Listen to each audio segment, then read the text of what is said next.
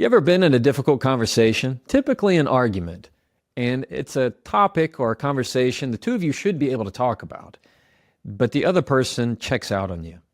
They ghost you. They go quiet. They don't respond. And you think, well, maybe they just need some time if 5 minutes go by. And you think, well, okay. Then an hour goes by, and then more hours. And then it turns into a day or several days, and you're realizing that their silence is meant to punish you. It's called the silent treatment. We all know what it's like, and I hate it. So I'm going to teach you exactly what to do to handle it. You ready? Welcome to the Jefferson Fisher podcast, where I'm on a mission to make your next conversation the one that changes everything. If you enjoy learning tools to improve your communication, I'm going to ask you to please follow or subscribe to this podcast. I am making a promise to you that if you listen to this podcast and you subscribe to it, I will make you a better communicator. I promise. This podcast is brought to you by Cozy Earth. I just got back from my UK tour in London, and you know what I wore on the airplane for, 10 hours? You guessed it. I wore Cozy Earth. Because it feels the best. It's as comfortable as you can be. I love their clothes, and I love their bed sheets, especially hot nights here in Texas. You can go to cozyearth.com/Jefferson and use the code Jefferson for 40% off. cozyearth.com/Jefferson and use the code Jefferson for 40% off. I love their sweaters. I love their hoodies. I love their pants. I definitely love their bed sheets. You need to give them a try. They call it the silent treatment, but it's not much of a treatment, is it? It's supposed to treat something, right? If you need a medication, it's meant to treat an illness. Something is meant to treat something. Maybe it's a paint coating. Maybe it's for your lawn. It is meant to cure a problem. The silent treatment cures nothing. In fact, the only thing it does is send you a message, and that message is, this is unhealthy. In fact, I can't think of a bigger red flag when it comes to communication, healthy communication, than the silent treatment. Because what it's telling you in that moment and throughout all the time of their silence is that they lack something. And you know what that something is? It's called emotional maturity. They are emotionally immature. They could easily solve it by saying, I need to think about this. I just need to take some time. I just need some space. I'm not ignoring you. I'm just feeling some things. But that would be too easy for them. Instead, they want to go radio silent. They want to go radio silent.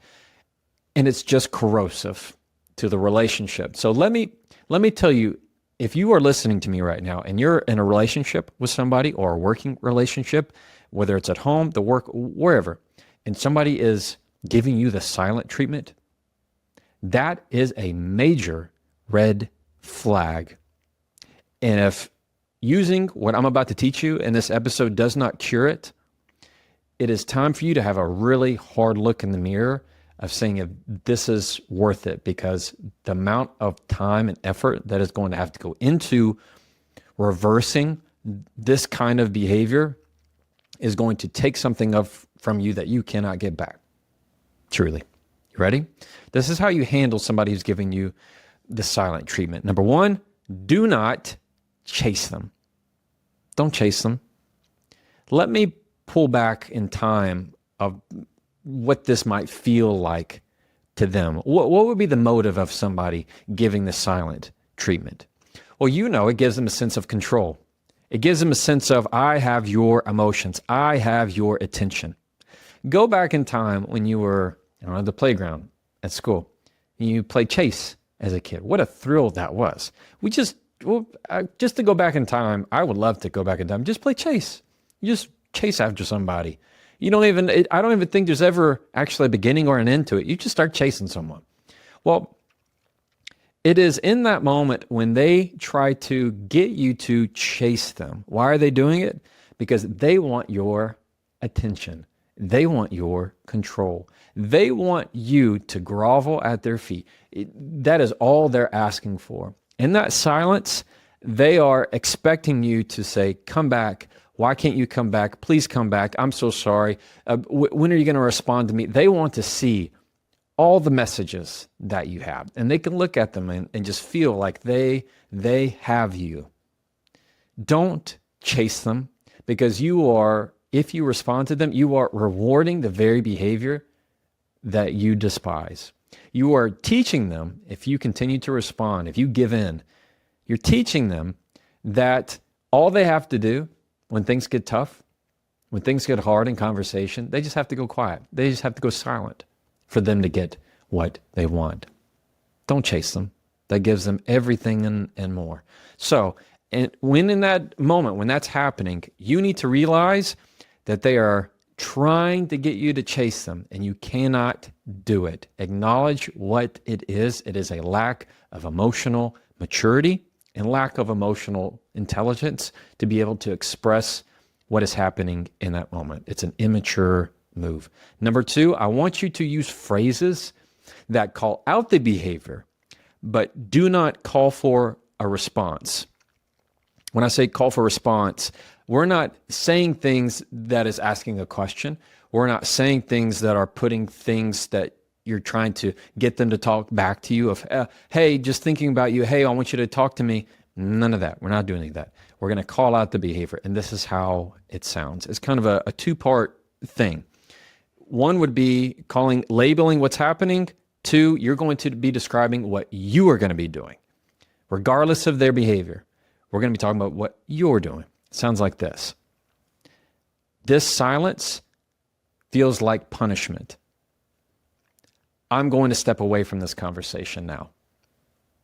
Simple as that. Did you hear that? You hear the two parts? Now you notice I didn't say you. I didn't say you being quiet is making me leave. That's giving them control. You don't need to say you. It's the quiet we're talking about. This silence feels like punishment. I'm going to step away from this conversation right now. You hear that? That's what you say. You're not trying to get them to respond. You're saying, hey, I know what's going on here. Hey, yeah, I'm noticing this. I'm not going to be any part of this. What are some others we can think of? Let's think of this. Here we go. Ignoring me feels disrespectful. Yeah? Ignoring this conversation feels like disrespect. I'm going to take some space right now. You see how you're saying what's happening, you're labeling you're ignoring me. I'm not saying ignore me. I'm saying ignoring this conversation feels disrespectful. I'm going to take some space from this conversation. I'm not going to match what's happening right now. I will talk to you when we need to talk again. You see how I'm labeling it. I'm telling you what I'm going to do now. You are modeling emotional maturity because now you're saying, I'm taking a break from this conversation. I'm going to step away right now. I'm going to take a break. I'm going to sit back and have a reset. That's for you, not for them. You're not going to care what they're going to be doing in this moment. They've already shown you how they handle their problems by the silent treatment. Instead, you're going to do the opposite. You're going to model how they should have responded. Those two components make a very concise, confident statement of, I am not buying into what you're doing. I am not chasing you. Cool?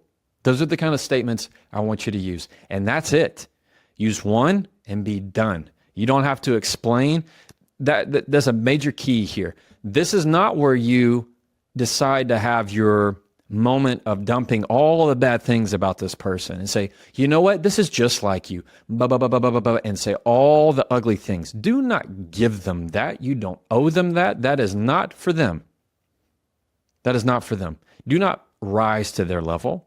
You are trying to model the behavior that they should have had. So don't be tempted to go into the spiral drain of, let me go ahead and text out all the things I hate about you, and this is just like you, and you're just like your mom, blah, blah. Don't be doing that. You have a very quick statement. This silence feels like punishment. I'm going to take a break from this conversation, or I'm going to step away for right now. Simple as that. Leave it there. Number three. This is going to be a difficult one. And I say that because it is. You have got to realize that it is your life. Your life, nobody else's.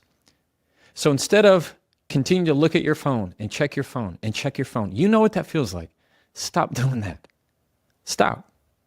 You need to mute the conversation, hide the notifications, delete the conversation, the text thread, if you need to. Stop checking your phone.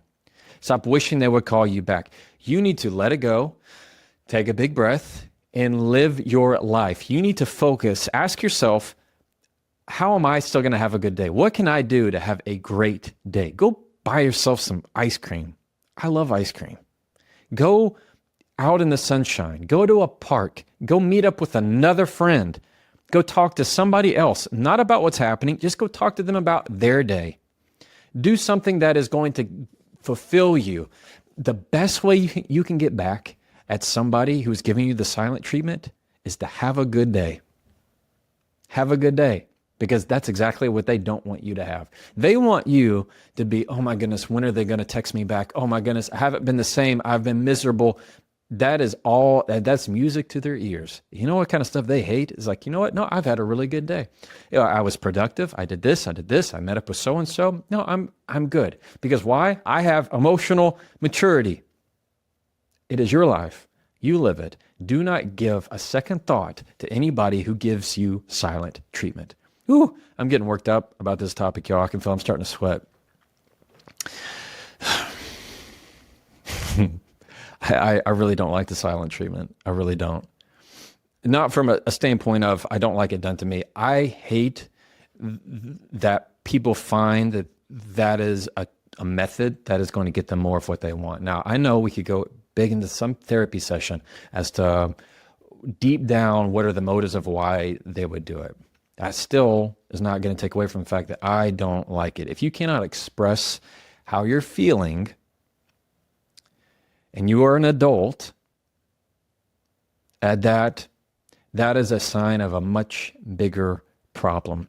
Communication is meant for expression, even if it's bad feelings, even if it's feelings the other person is not going to like, even if it's feelings the other person is going to get defensive about. They may not understand, but if you can express it, that is real communication, rather than trying to tighten it all up and say, no, you have to come to me. Forget that.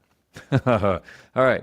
Number one, you're not going to chase them. Number two, you're going to use statements that call out the behavior without trying to elicit a response for them. These sound like, ignoring me feels disrespectful. I'm going to step away from this conversation right now. That kind of stuff. Leave it there. 3, focus on you.